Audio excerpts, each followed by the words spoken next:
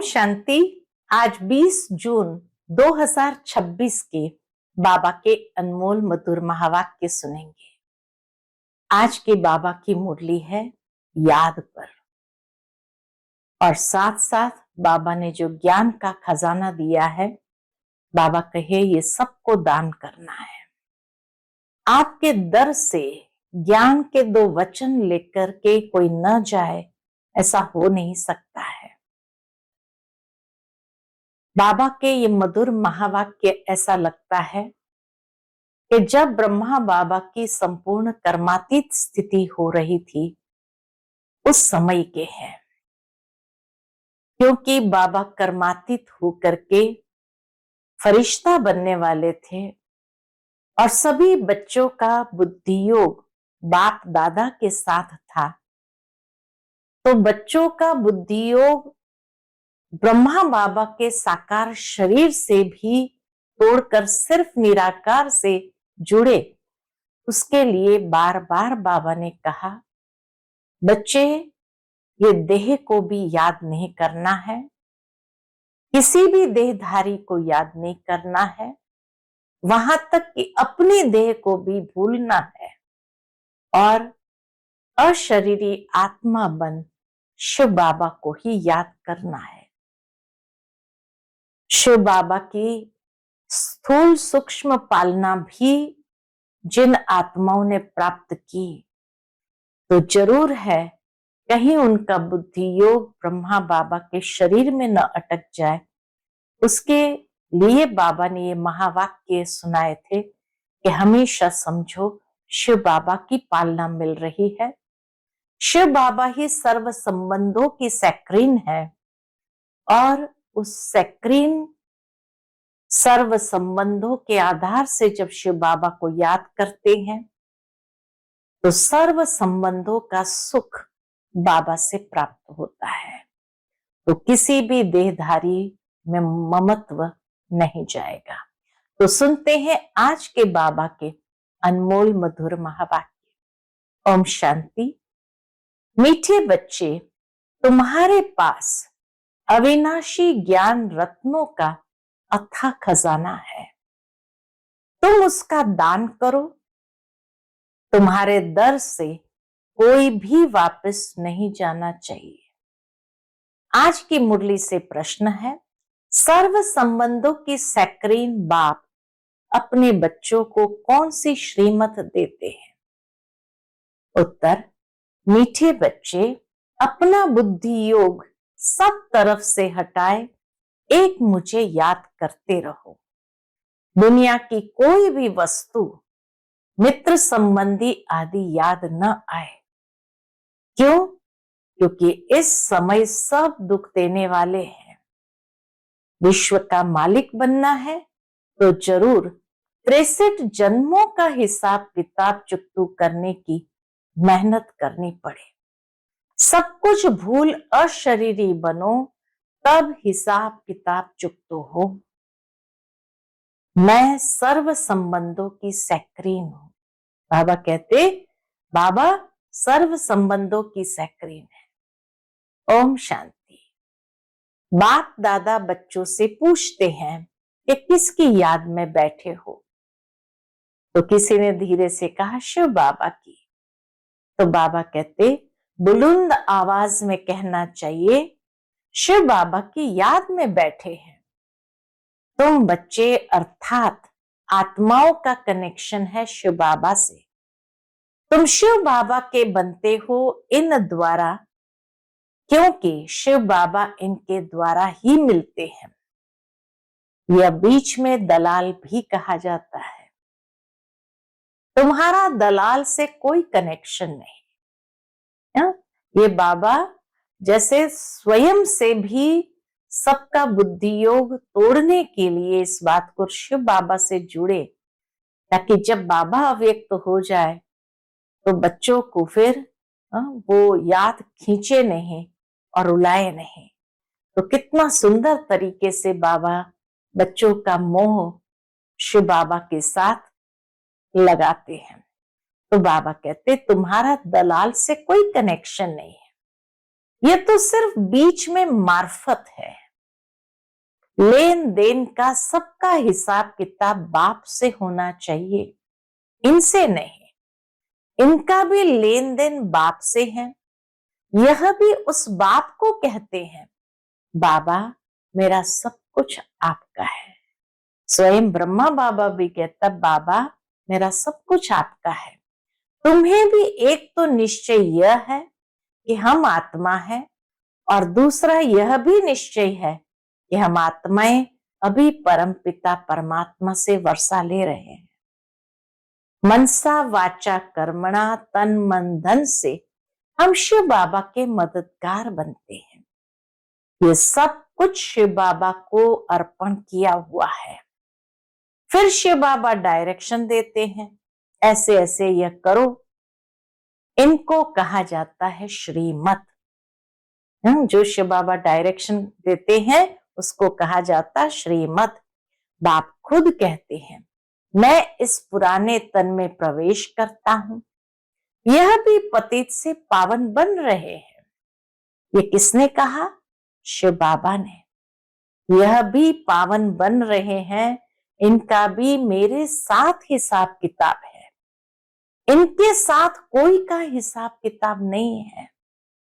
तुम चिट्ठी लिखते हो शिव बाबा केयर ऑफ ब्रह्मा, परंतु माया ऐसी है, कैसी है? बाबा कहे, परंतु माया ऐसी है जो निरंतर याद करने नहीं देती है। बुद्धि योग घड़ी घड़ी तोड़ देती है। अगर यही पक्का पुरुषार्थ करेंगे तो फिर दूसरा सब कुछ भूल जाएगा, शरीर भी भूल जाएगा। ये शरीर होगा, परंतु आत्मा को इन सब चीजों से नफरत होगी। देह के कनेक्शन की सारी चीजों से बुद्धि योग पर होगा। यह अवस्था जमाने की प्रैक्टिस करनी होती है। अंत में हमको अपना शरीर भी न याद पड़े। बाबा क्या कहते, अंत में हमको अपना शरीर भी याद न पड़े। बाप कहते, अपने को अशरीरी समझ मुझ बाप को याद करो। मैं सदैव अशरीरी हूं। तुम भी अशरीरी थे, फिर तुमने पार्ट बजाया, अभी फिर तुमको पार्ट बजाना है। ये मेहनत है। विश्व का मालिक बनना कोई कम बात है क्या? मनुष्य ही विश्व का मालिक बन सकता है। यह देवताएं भी मनुष्य है, परंतु इनको दैवी गुण वाला देवता कहा जाता है। लक्ष्मी नारायण विश्व के मालिक थे। देवताओं की महिमा गाते हैं कि आप सर्वगुण संपन्न, 16 कला संपूर्ण, परंतु उन्हों की पूजा क्यों करते हैं ये किसको भी पता नहीं है।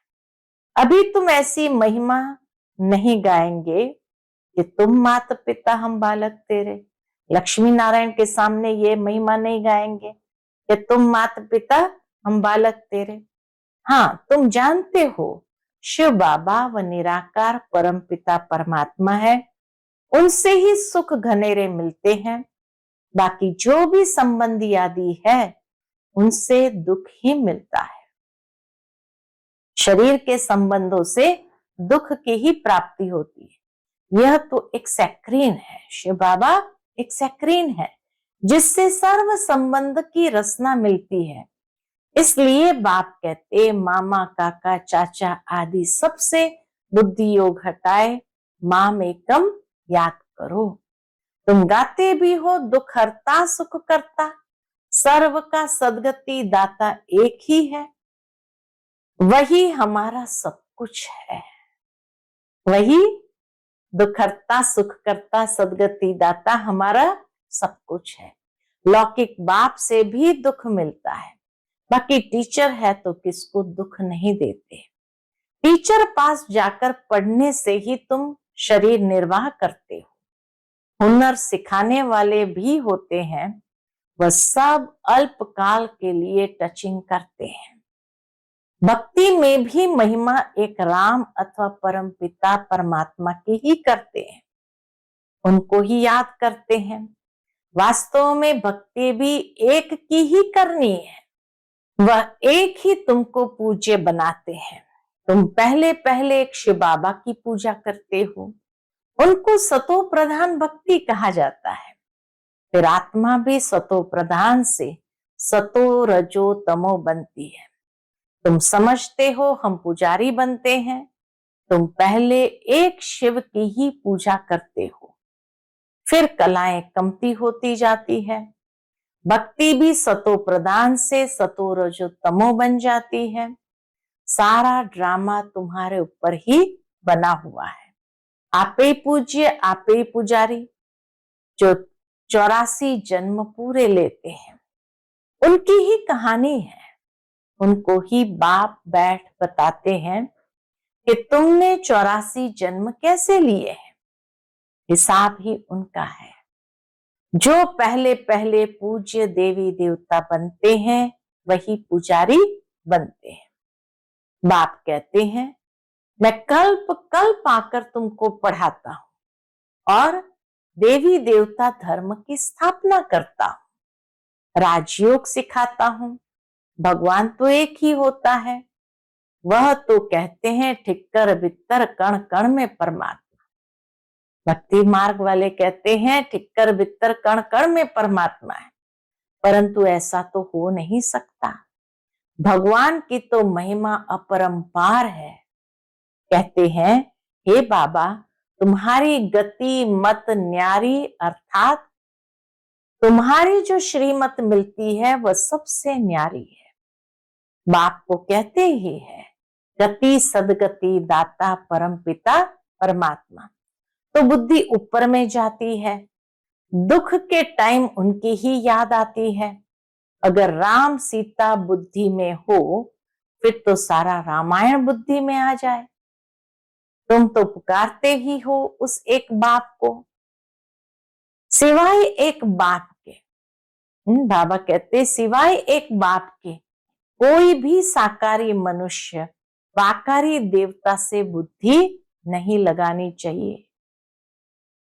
कोई भी साकारी मनुष्य व आकारी देवता से भी बुद्धि नहीं लगानी है। पतित पावन है ही एक बाप।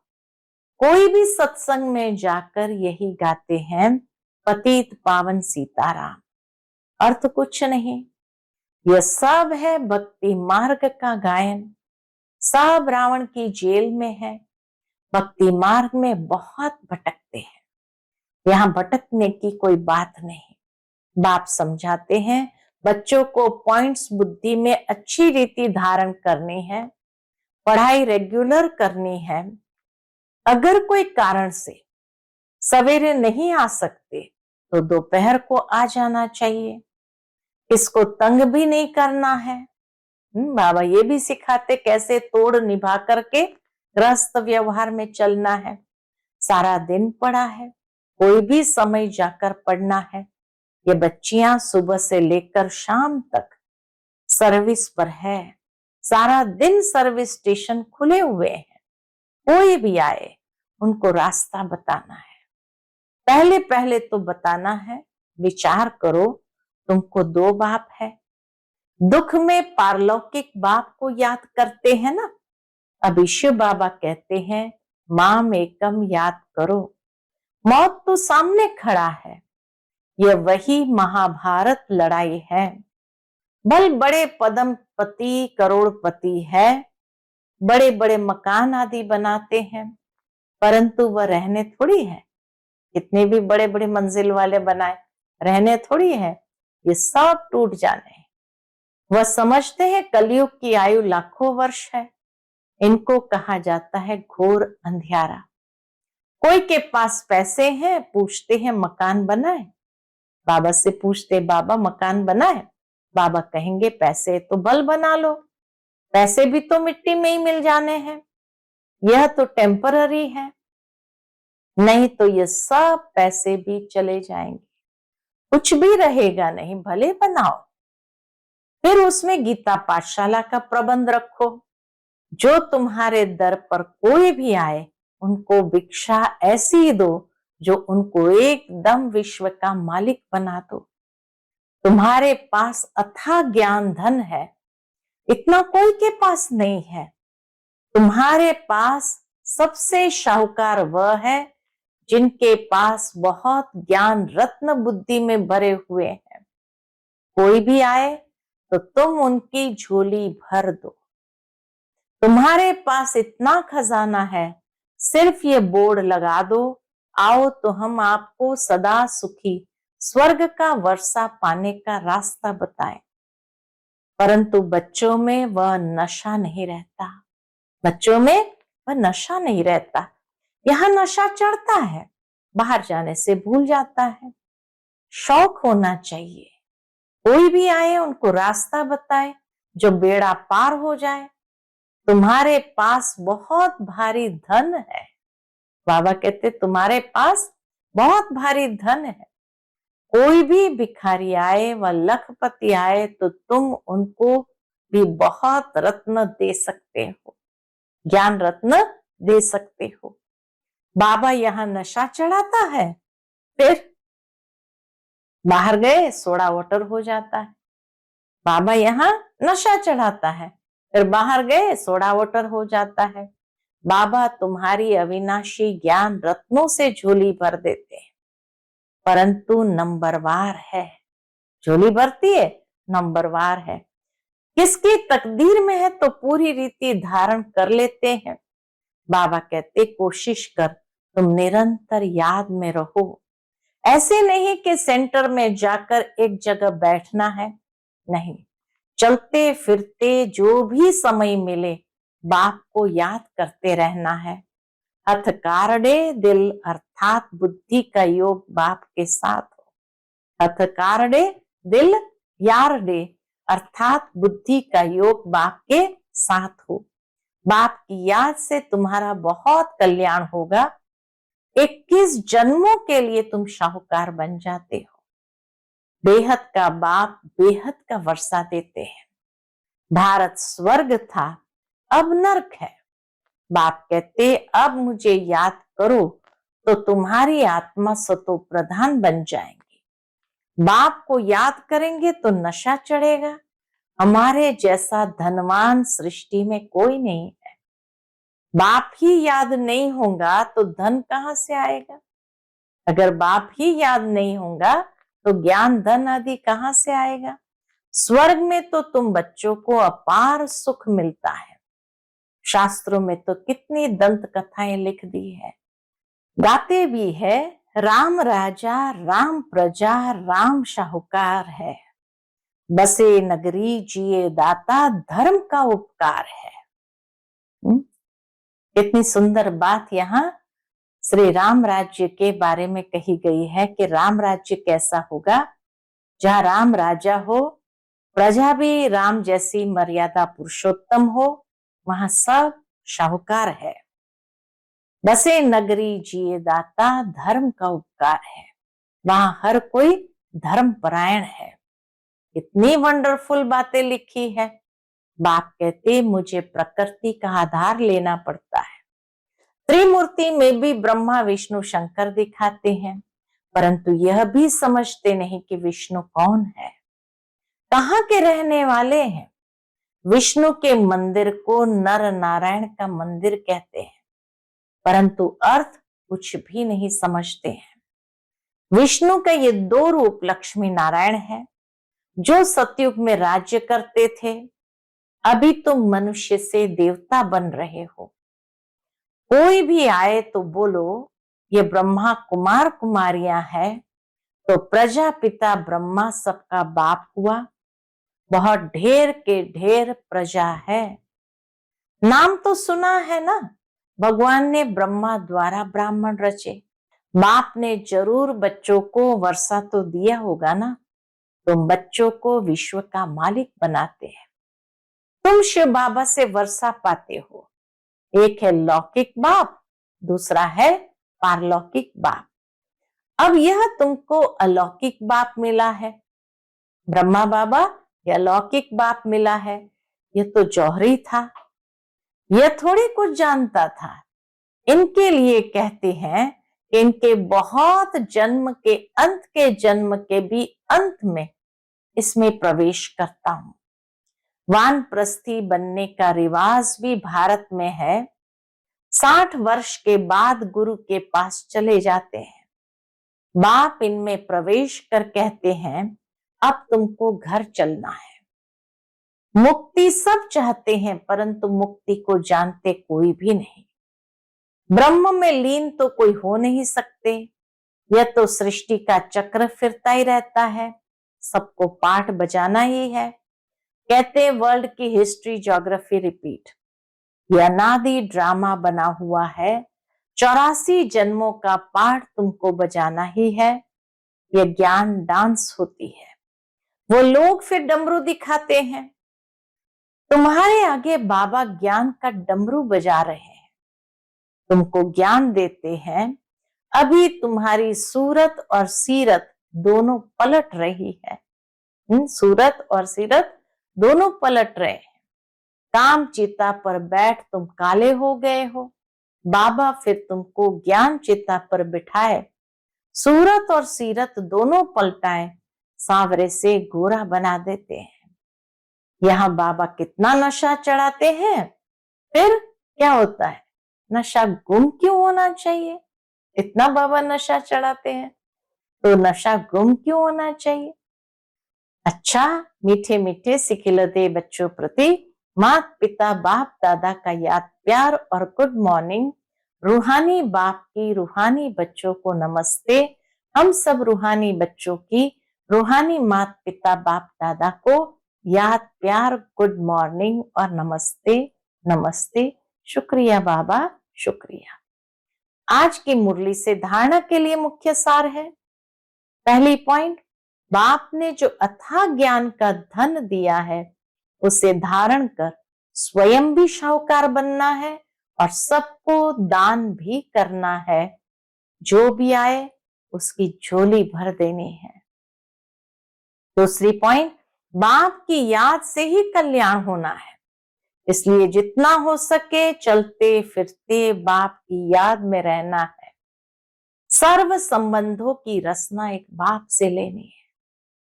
आज का बाप दादा का मधुर वरदान हम बच्चों के प्रति है, सदा बिजी रहने की विधि द्वारा व्यर्थ संकल्पों की कंप्लेन को समाप्त करने वाले संपूर्ण कर्मातीत भव। सदा बिजी रहने की विधि द्वारा व्यर्थ संकल्पों की कंप्लेन को समाप्त करने वाले संपूर्ण कर्मातीत भव। संपूर्ण कर्मातीत बनने में व्यर्थ संकल्पों के तूफान ही विघ्न डालते हैं। इस व्यर्थ संकल्पों की कंप्लेन को समाप्त करने के लिए अपने मन को हर समय बिजी रखो। समय की बुकिंग करने का तरीका सीखो। सारे दिन में मन को कहां कहां बिजी रखना है, ये प्रोग्राम बनाओ। रोज अपने मन को 4 बातों में बिजी कर दो। कौन सा? पहला, मिलन यानी बाबा से रो रिहान। दूसरा, वर्णन यानी सर्विस करो। तीसरा, मगन और चौथा, लगन।